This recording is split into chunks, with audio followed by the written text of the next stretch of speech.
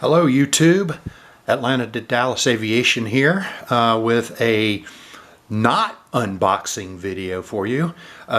It's a little bit of an unboxing, but it's mainly a comparison video today. And our subject, as you can see, is Tennessee 1 from Gemini Jets.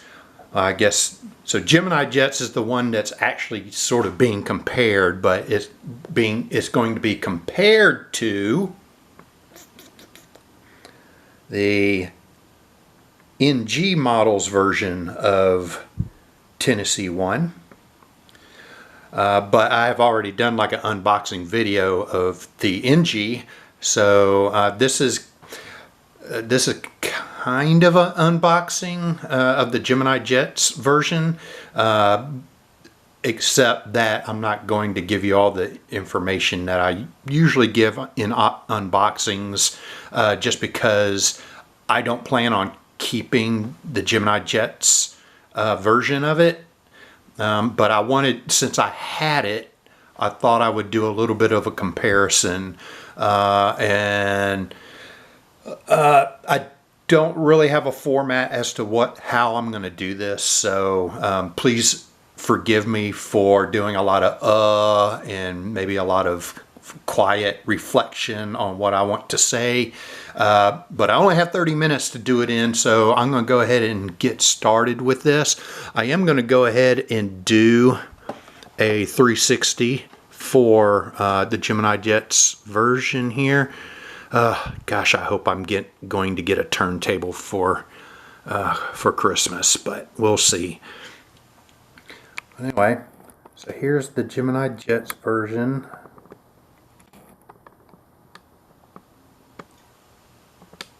So pretty much everything I said about the NG1 when I unboxed it goes for this one.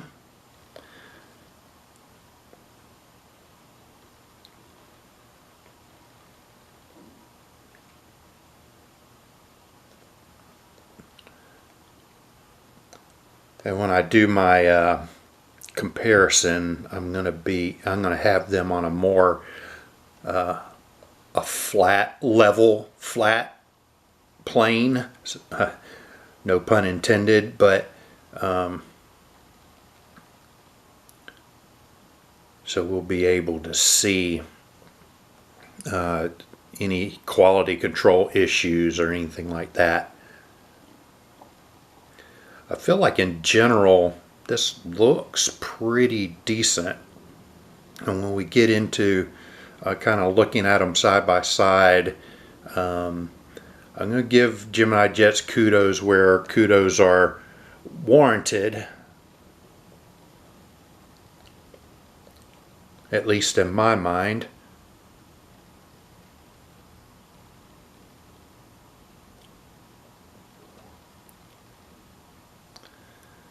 Alright, so there's the 360, and it looks a little bit weird because the box that I'm sitting it on, for whatever reason, kind of caved in, so it kind of looks like it's resting back on its tail a little bit without actually being tail heavy.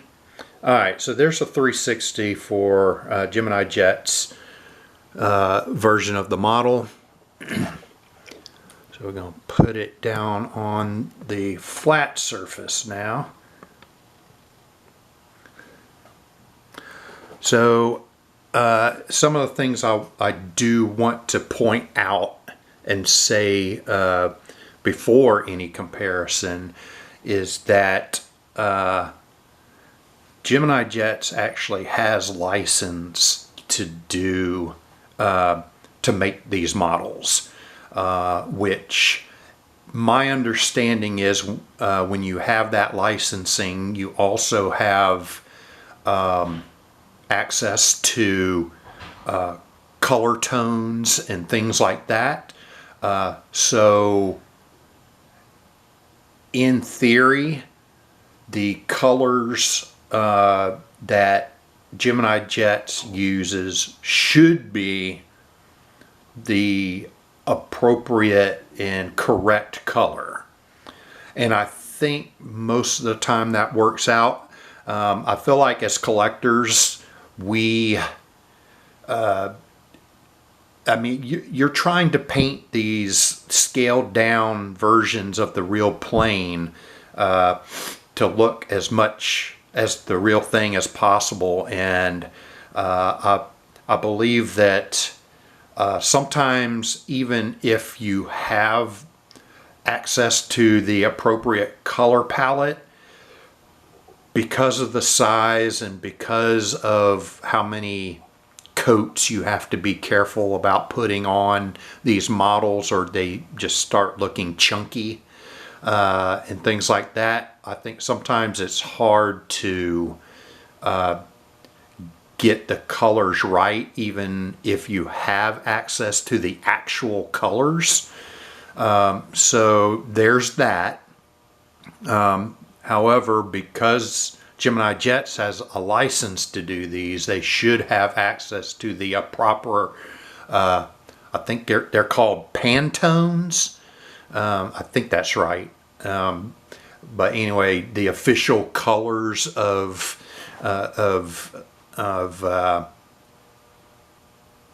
labels and stationary head and colors used to paint the planes and things like that. So most of the time I would say that Gemini Jets usually has the appropriate color, even if it doesn't seem right to the eye, because I mean, we're all comparing what we see in front of us to probably photographs, or even seeing these planes in person in different lighting. So it's hard to say what manufacturer gets them right most of the time and things like that, because lighting is lighting. So I would have to say, if you have access to the official colors, your things, your models, or whatever you're producing should be closer to the correct colors and similar lighting. So as far as that's concerned, I would say I have to give the edge to Gemini Jets. And I will also say that Gemini Jets almost always does a really good job with their printing quality and printing details and things like that. And then I would also say one of the other things, now maybe they don't want to necessarily be known for this, but typically the Gemini Jets versions of these models are noticeably cheaper than if you get the NG version, or if you get the Aviation 400 version. So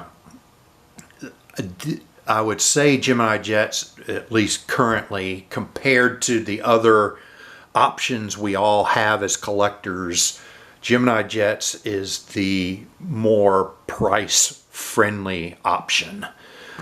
So I give them that too. But you know, in my view, I want my model to look as much like the real thing that has been shrunk down to 400 scale or 200 scale, whichever one you collect the most of, or any other scale for that matter. We want it to look as much like Honey, I Shrunk the Kids type situation, where your model looks like the real thing, just a much smaller version of it. So I think because of that, Gemini Jets molds are usually inferior. And sometimes they also require Gemini Jets, or partly the reason they are more economical is because occasionally they use plastic parts. And I kind of get why they use plastic parts, because, and usually those plastic parts are back here in the tail section. I'm not as much sure that the vertical stabilizers are typically still metal, but sometimes they'll use plastic for their horizontal stabilizers, and basically that helps the model not be tail heavy, because obviously plastic is going to be lighter weight than the metal. So they do sometimes, not all the time, but sometimes they use plastic for the parts back here in the tail section to help it, I assume, help it not be tail heavy. And especially their 737-700s tend to be tail heavy. And I believe from even videos I've seen and just from looking at some of my own models, that particular model mold seems to have the highest ratio of plastic horizontal stabilizers. So anyway, and so with that said, before we look at each of them, the lighting in my room is kind of interesting in my office here. I have some natural lighting coming through the window to the side, but I have pretty much every overhead light I could have on to help with this. But we're going to go ahead and get started. I am completely behind the camera this time, because usually how I shoot these, I'm kind of off to the side so I can reach. But anyway, so I'm not going to be able to get everything and compare everything I should and could compare. Like I said, this really isn't scripted, and I didn't really know where I wanted to concentrate for this. But anyway, so one of the things I want to address is wing flex. Gemini jets in some of their molds have fixed their wing flex issues. I won't say they've totally fixed their wing flex issues, just they seem to be doing better lately. And when I look at this particular model, so here is Gemini Jet's, oops, I want to try to get the whole thing. Here's Gemini Jet's from the front, and kind of get an idea of the wing flex here. Not horrible. I've seen way worse than this wing flex, but when I'm just eyeballing it and not putting it in front of the camera, it looks worse than, and we'll bring in the NG model version here.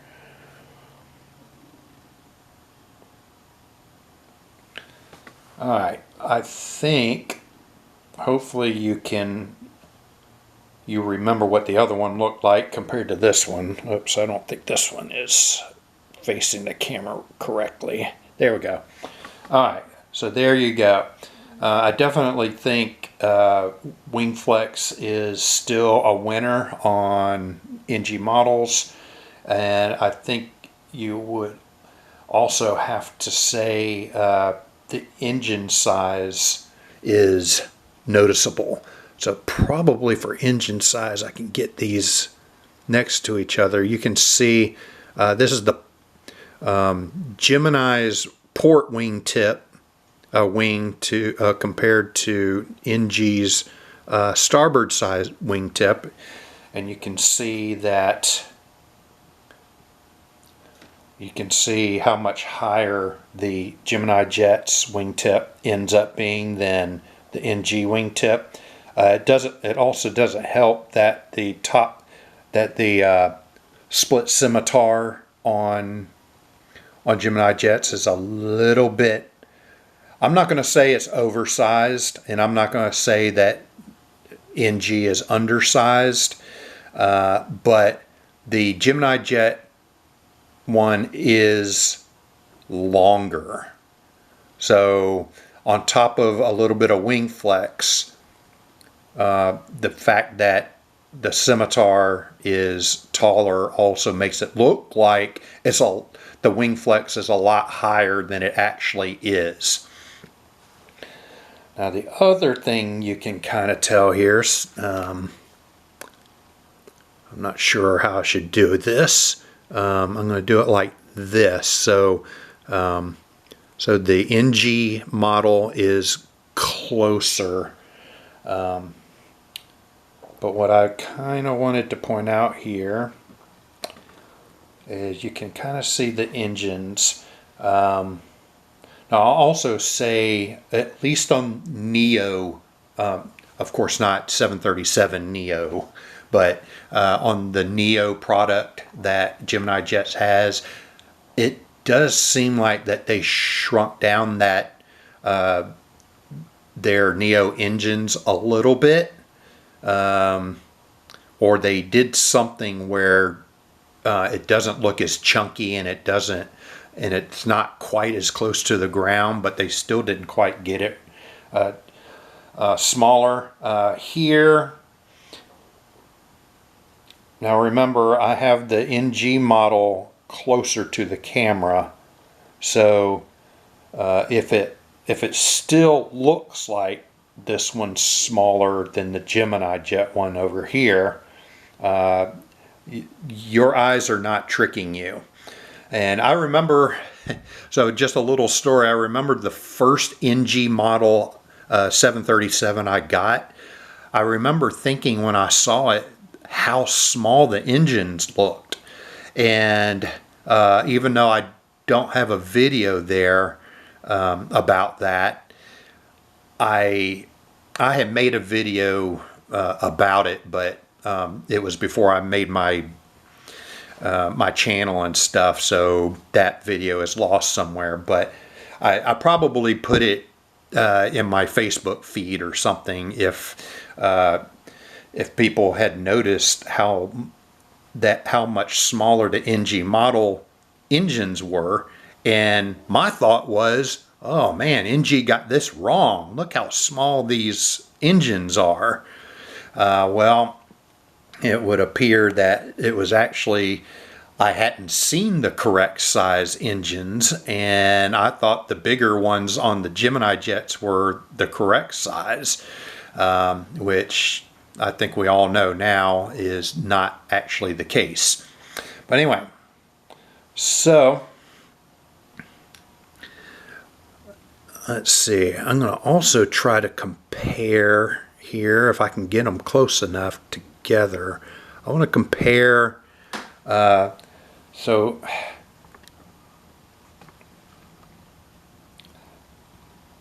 I think you can also sort of tell. So looking at the fuselage, so here's the fuselage for Gemini jets versus the fuselage for NG models. I don't know about you, but it definitely looks like Gemini Jets is a little bit chunkier there. Again, I'm not really saying one is more right than the other. However, what I will say is when I get them like nose to nose, so this one's pretty interesting, I think, nose to nose. So they both sit, I think, so looking at this on the screen, it almost actually looks like NG actually sits a little bit higher. And it also sort of looks like the nose wheel might actually be taller on the NG. And it does actually look like both NG and Gemini got the nose gear tires about right, about the right size. And unlike Gemini's Dash 700, Gemini seems to have a little bit better. I'm not necessarily better than NG, but their nose gear doors look appropriately sized, or at least way better than their 700s.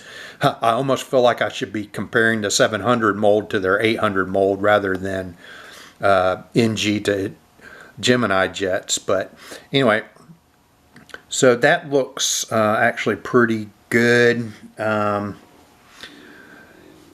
I think also, while I'm at it, I'll move out a little bit. The lighting in here should be good enough and should be on both of the models well enough that you can see that there's a little bit of a color difference. The NG models, this is a darker red than the Gemini Jets model, and we already kind of discussed how Gemini Jets has the license to do these, so they also have access to the appropriate colors. So and I would say that the blue part of the NG models, which also extends to the blue part of the tail here, this is too blue. I'm sorry, too blue. This is too dark. This is too dark. The Heart Livery Max 8 that NG put out is also kind of this color.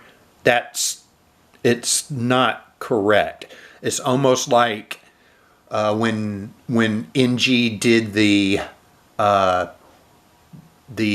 new livery for JetBlue, where most of it's blue. It's almost like they adopted that blue and started putting it on their Southwest planes. And the blue on the JetBlue planes and the blue on Southwest are not the same blue. So kudos again to, I think you can see the difference in the blue color. This is starting to get a little bit closer to like royal, a royal blue. So it's a little bit lighter. Of course, it's called bold blue, and not necessarily that blue on the tail isn't necessarily the same blue that is in the flag for Tennessee 1. So this is a stylized Tennessee state flag, and that blue isn't necessarily the same as bold blue that's on the Heart livery of Southwest Airlines. All right, so I'm starting to run out of time. Another thing I want to kind of point out here. So let's go ahead and look at the aerials. So we already know that Gemini Jets, even though for a little while they had aerials on the bottom of the aircraft, they evidently gave up on that because I think they had a lot of, I'm going to guess, and from something I had read, they were having a lot of quality control issues with antenna coming out from the bottom of the airplane. And if you think about how it's packaged, I could see how that might happen more and more often, and you just don't see the bottom of the airplane that much, which is also, I guess, why Gemini Jets still stamps their models with their Gemini Jets logo, but they put it on the bottom so you don't see it, or typically you do not see Gemini Jets that stamped on their models.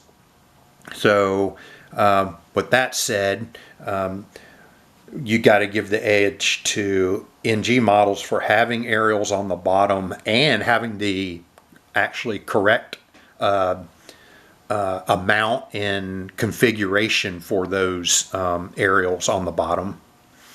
And I will also say, I'm going to get a close-up shot here. Aerials here. Oops. Come on. Come on, focus for me. I really want to be close. It's not going to do it. All right. So these aerials, I think, as you can kind of see, they really kind of stand out. So, and if you compare those aerials to the ones that are on the NG, I think you can kind of tell that the NG ones are purposely smaller, and that's fine. And that's probably a little bit. It doesn't make it look quite as strange, but again, aerials, I'm not sure how much I think rolling wheels and aerials are.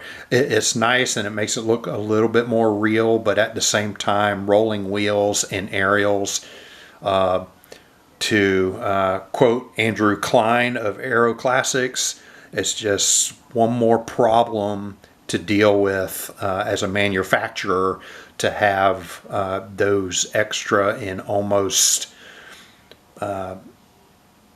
unnoticeable things on your models. So anyway, but aerials still would have to go to Gemini Jet. I'm sorry, to NG models, and I do believe that since I'm looking at it, these split scimitars are more correct on NG than on Gemini Jets.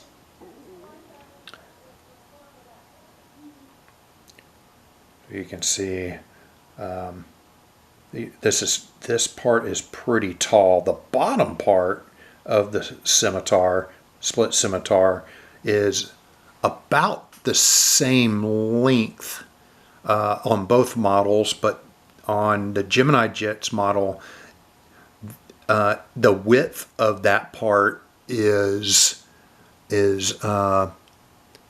wider than the width on the bottom part of the NG.